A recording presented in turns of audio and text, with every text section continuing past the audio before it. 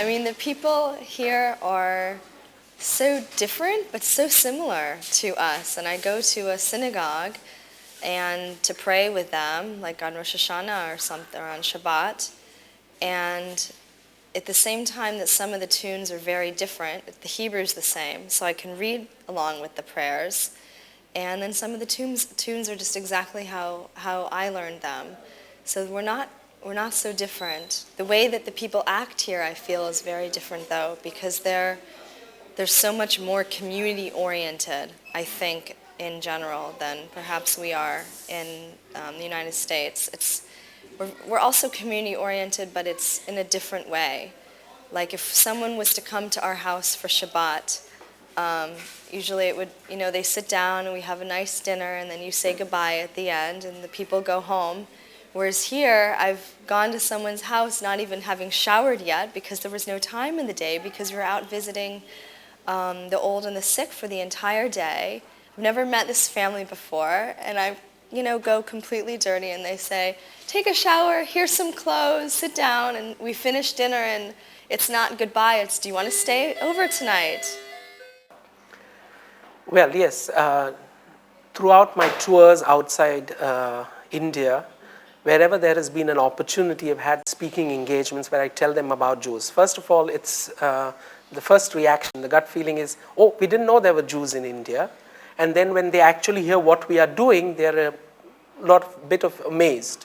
But then what happens is when you pray together and when you see, they see there is similarity. So whether you're a Jew in London or a Jew in Bombay, you still are bound together by small threads which still have a common vein together.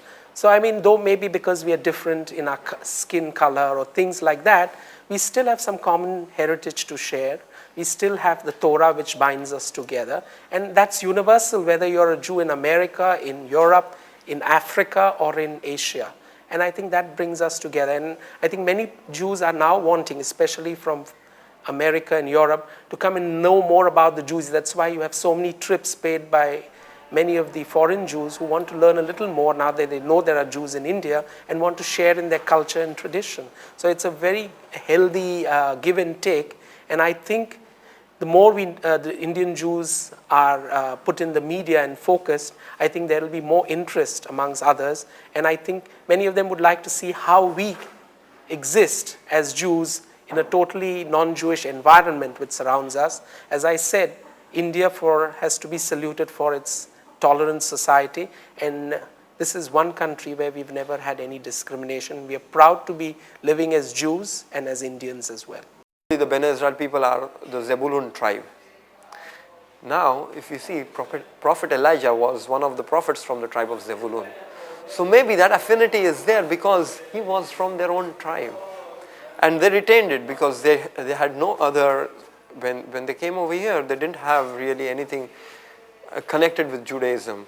I mean, only in the 11th century they were recognized as a Jewish faith because whatever they practiced, but they didn't have the book of the Torah or they didn't have any, they had action. They observed the Shabbat, they were called Shabbat Teli. They ate kosher food, I mean they slaughtered their own meat and there was a type of fish they ate. And there was a traveling businessman, David Rahabi, who came across these people and said, wow, these people circumcised themselves on the 8th day. That was very Jewish. These people observe the Shabbat, that's the only Jewish people who do that. And on these basis, he decided that they were Jewish. He went back and spoke with the rabbis and said, I have found people in India who are Jewish. And then he came back with books and Torah and Judaism, I mean formal Judaism. But till then, what did these people have? These people only had their all myths, their reality. One of their strongest connection with the divine was a prophet, a memory of a prophet. And probably that's why Eliyahu Hanavi, the prophet Eliyahu, prophet Elijah, became a very strong connection for this community. But still. David Rahabi meeting the Jews here was the turning point for Bene Israels. Thanks to him, they came back to formal Judaism, and the centuries-old isolation from other Jews all over the world ended. Once introduced to the proper observance of all the rituals, Bene Israels learnt and mastered them quickly. and there was no looking back after that.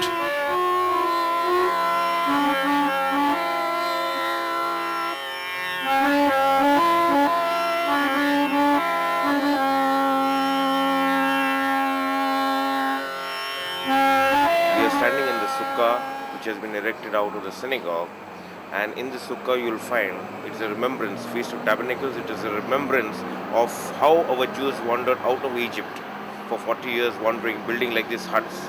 We remember that time. We tie all different types of fruits in the sukkah, and on the day of Simchat Torah, when we break all the fruits, when we do bidding, and the itrog that is there in front, 1, 2, 3 itrogs we tie in memory of Abraham, Isaac, Jacob. That itrog that we tie is there, which is bid, and after bidding, whosoever takes it has a wish, and his wish comes true. That is the belief that we Indian Jews have. Now, during the festival of Sukkot, we have these the lulav, the mahalum, the matli, and the arava. These are the four spices that helps us in tying and uniting the Jews together. The itrog that is there, it's in the shape of a heart. The lulav, the gaba that is there, is in the it's a middle stem of a date tree, which bends only towards the Almighty God. So that one thing, and the other leaf that is the araba is in the shape of your lips, and the other leaf that we tie is matli, which is known as mitral, is the leaf that is there in the shape of the eye. So these four things that are tied together is your heart, that is the ithro, the matli is in the shape of your eye, the arava which is in the shape of your lips, and the middle stem that is there of the date tree, which is known as the lulav, is also there. So that all these things four united together, tied together, shows how a person is. He should be heart and pure, he should talk good things from his lips, he should see good things and have a nice good mind to be a good Jew to his lovely neighbors all around us. Wish the thought was popular all over the world. But some people beg to differ. That's what the attacks on the World Trade Centers in the US show. On the 11th September, 6,000 innocent people died. The shock was felt all over the world, cutting through all the barriers. That building I know very well because I travel a lot. I have seen in the building, I have sat in the building, I know many people there.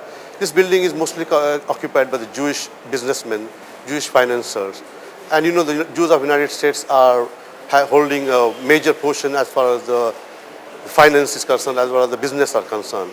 So we felt it that we lost a lot of people there. It was a human loss. We never felt only because they were Jews. We thought whoever died there, we felt sorry for it. The Jews of India, we had special prayers also here for American disaster which we had last week.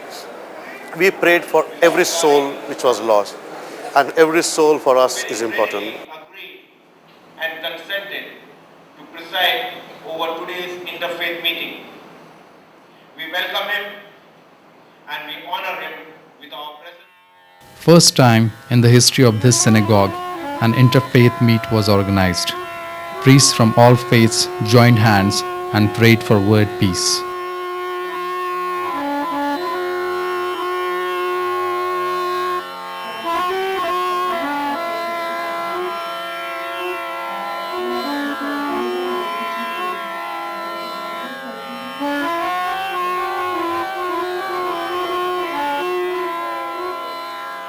Little Carmel is a new entry in the Bombay's Jewish community and has no clue what the world peace is all about. Today is a naming ceremony, an important day in her life.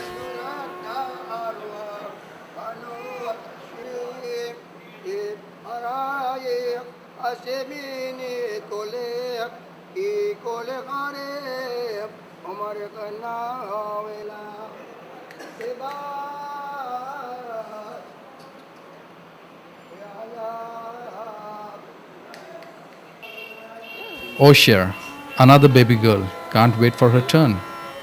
Carmel and Osher are the new generation Bombay Jews. Their future lies in India for them, or Israel, or somewhere else. Nobody knows.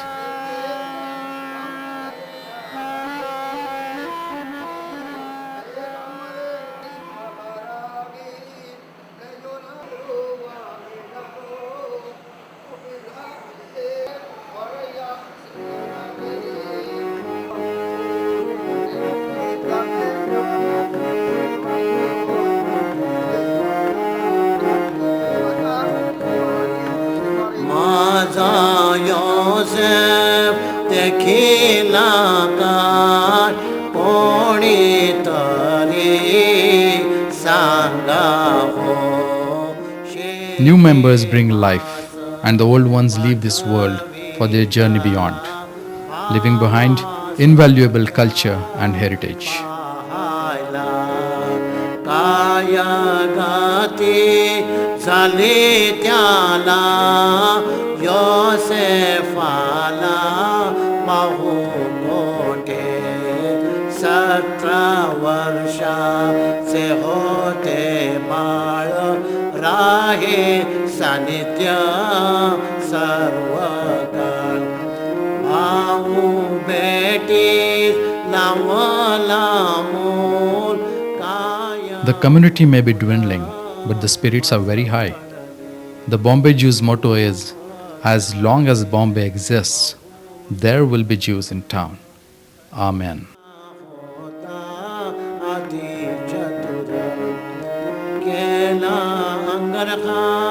Manohara Priyakara Uta Mazala Maza Yosef Deki